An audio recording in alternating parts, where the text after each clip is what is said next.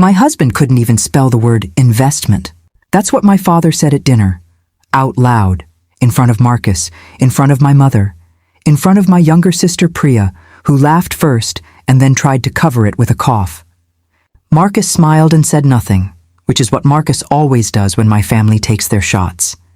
He picked up his fork and finished his rice, and later, in the car, when I asked him if he was okay, he said, "I'm fine, Reena. Let it go." I let it go 47 times. I kept a rough count. What I didn't know, and what my family didn't know, and what I am still, honestly, genuinely, stunned by when I sit with it too long, is that while they were busy measuring my husband against a salary they assumed and finding him small, Marcus had quietly built something that was holding up half the people in that room. They just didn't know his name was on it. Before I tell you how that came out, drop your city and the time right now in the comments. I want to know where in the world you're listening from. And if you already feel where this is going, hit subscribe. Because the moment it landed at my parents' dinner table on a Sunday in March was the most quietly devastating thing I have ever watched happen to people who deserved every second of it. My name is Reena. I'm 31. I grew up in Naperville, Illinois, the eldest daughter of Suresh and Meena Kapoor, in a household where achievement was the primary love language and comparison was spoken fluently by everyone at the table. My father, Suresh, is a cardiologist, has been for 28 years. He did not come to this country to raise a daughter who married a man who, as he put it, moves money around for people who don't know what to do with it. That was his description of Marcus's job. He said it to my mother. My mother repeated it to my aunt. My aunt texted my cousin. By the time it got back to me, the original words had sharpened slightly, but the shape was the same. What Marcus actually does, what he has done since he was 24 years old, is run a small private investment firm. 8 clients when he started. Careful, deliberate, the kind of practice you build slowly because you refuse to take on money you can't genuinely protect. He does not manage hedge funds. He does not chase headlines. He finds overlooked companies the way some people find overlooked books, reads everything, waits, and moves when the math is sound. He is, in the language my father would actually understand, exceptionally good at his job. He just doesn't talk about it, ever. He drives a 6-year-old Subaru. He wears the same 4 dress shirts on rotation. He brings a homemade lunch to the office in a container he's had for 3 years. My family saw all of this and made a diagnosis, and the diagnosis was not enough. I married him anyway, of course I did. What I did not do, which I regret slightly, is correct them. Because Marcus asked me not to. The first time my father made a comment about financial stability and Marcus's capacity to provide it, I started to say something and Marcus put his hand on my knee under the table and shook his head once. Later he said, "Let them have their picture of me.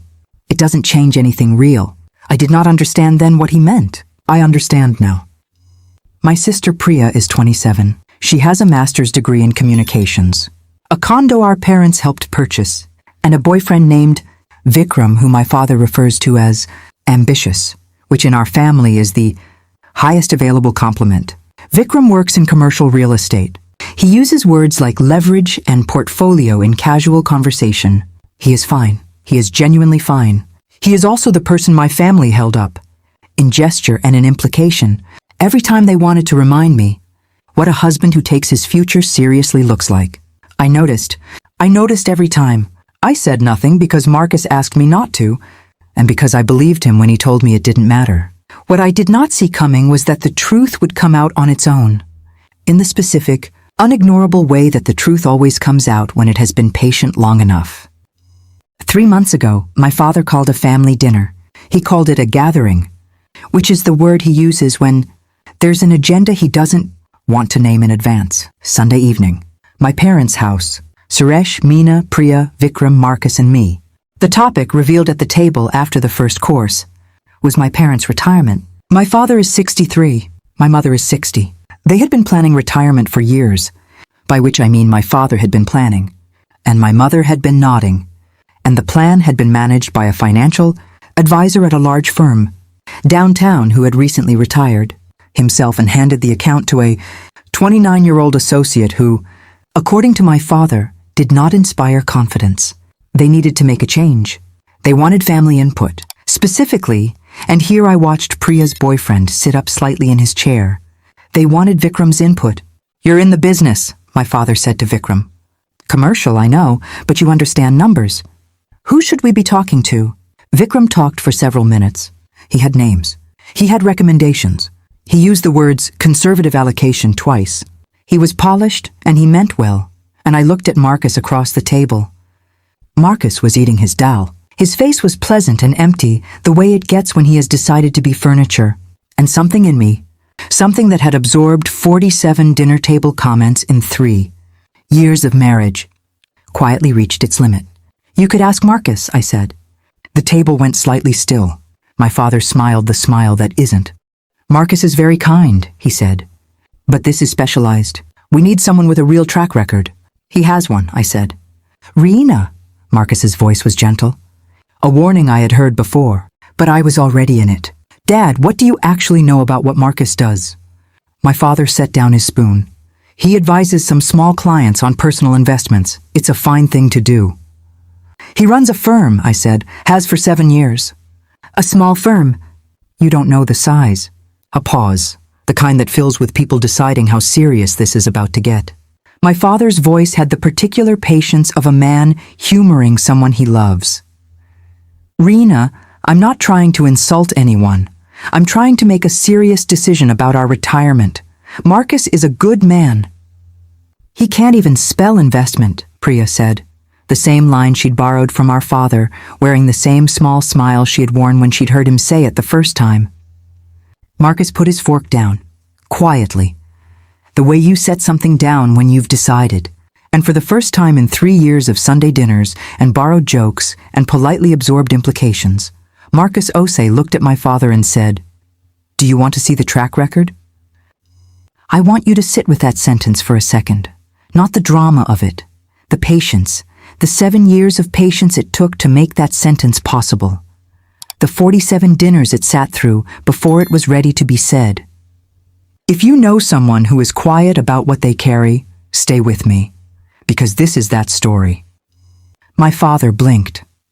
Vikram looked at Marcus with the polite uncertainty of a man reassessing something. My mother's hand stilled in her lap. "I'm sorry," my father said. "The track record," Marcus said. "You said you need someone with one. I have one. Would you like to see it?"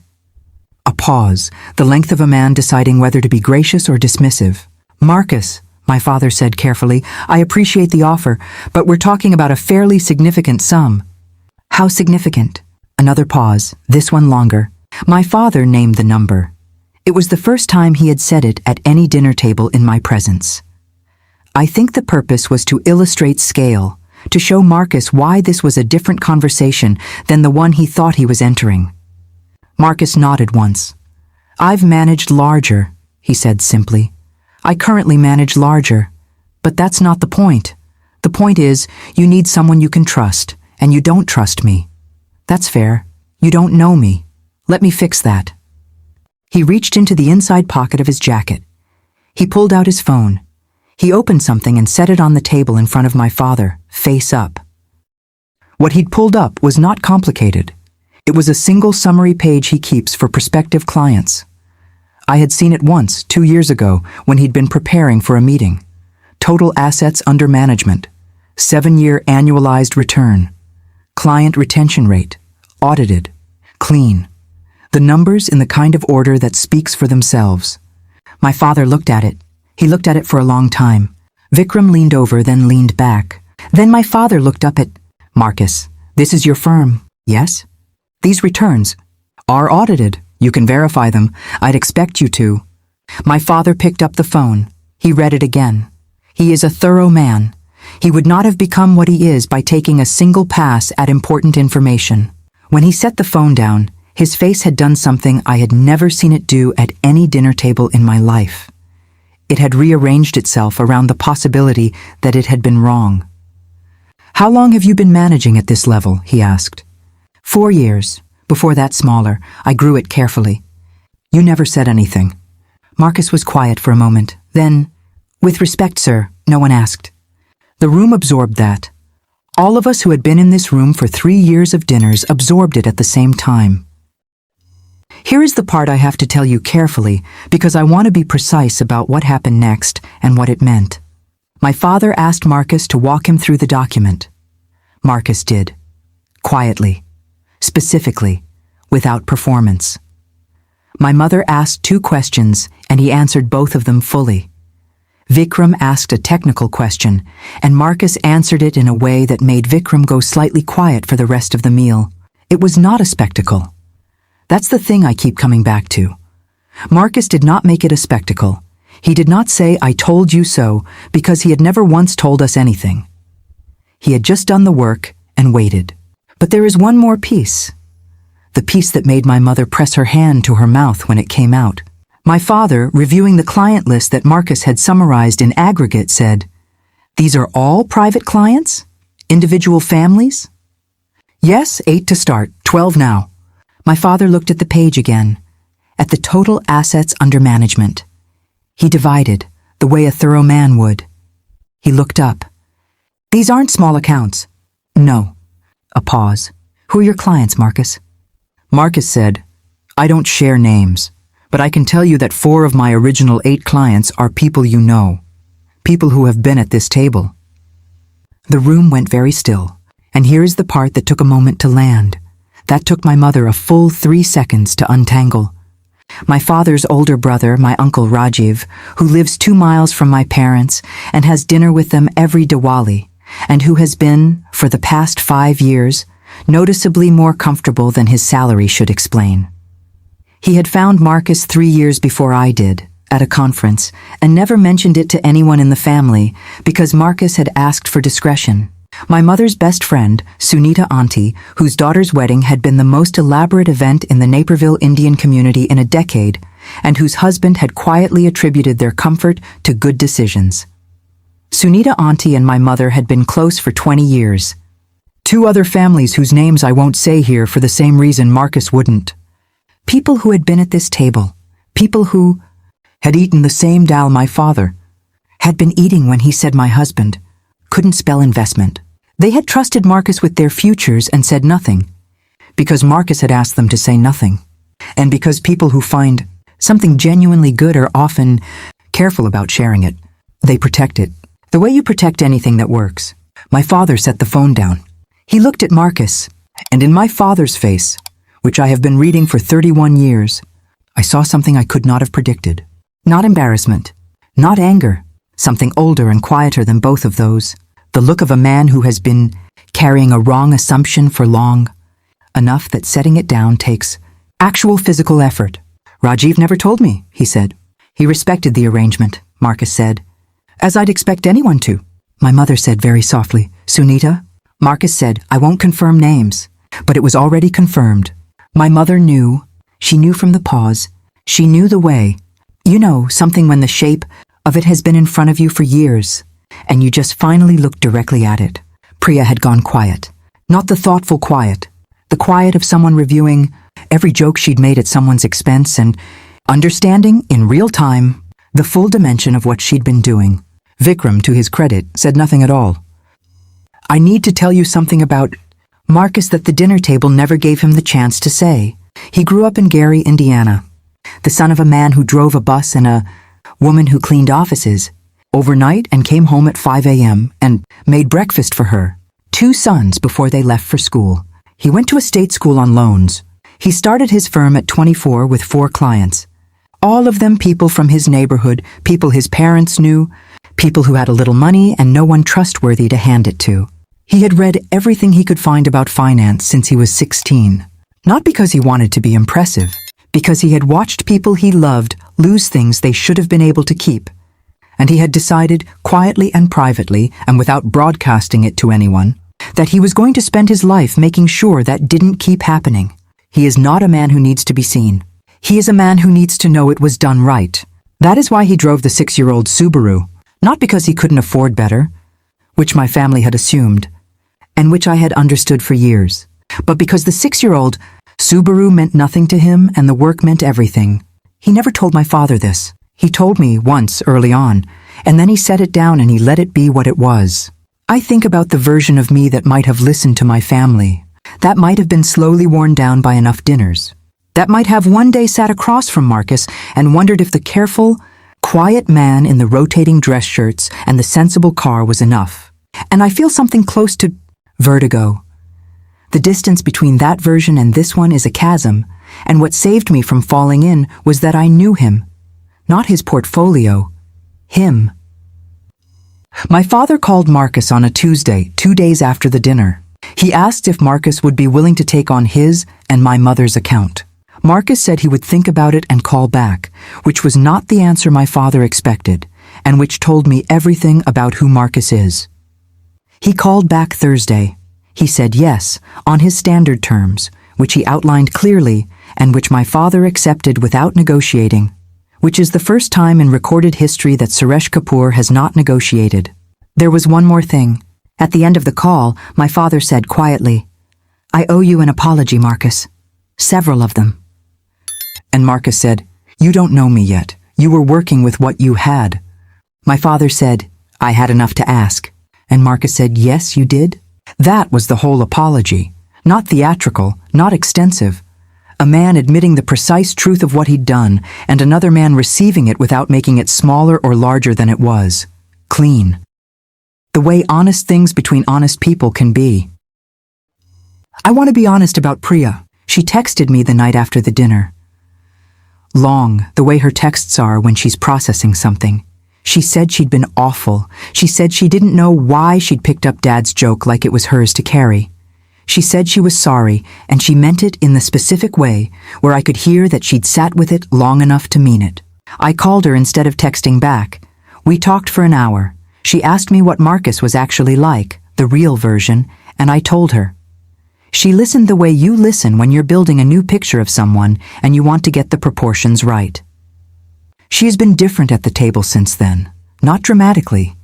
Just the small, consistent way that people are different when they've decided to stop reaching for the easy shot. Vikram, for the record, has asked Marcus twice for recommendations on financial reading. Marcus gave them. He does not make anyone earn his generosity after the fact. That is also who he is. My mother pulled me aside in the kitchen after the apology dinner, the one she cooked a month later when everything had settled, the one she set the good dishes out for without anyone asking her to. She said, "I should have seen him." I said, "He made it easy not to." She said, "That's not an excuse." "No," I said, "it isn't." She nodded. She poured chai for two and handed me one, and we stood at the kitchen counter the way we have stood in kitchens together my whole life. And she said, "He never pushed back." No. Even then? She thought about that. Why? I thought about how Marcus had explained it to me once, years ago, in the car on the way home from an early dinner when I'd asked him why he didn't just tell them. He'd said, "I don't need your family to believe in me. I need you to. And you do. So we're fine." I told my mother that. She was quiet for a long time. Then she said, "He's a good man." "I know," I said. "I mean it now," she said, "not the polite kind." "I know," I said again. "That's the difference."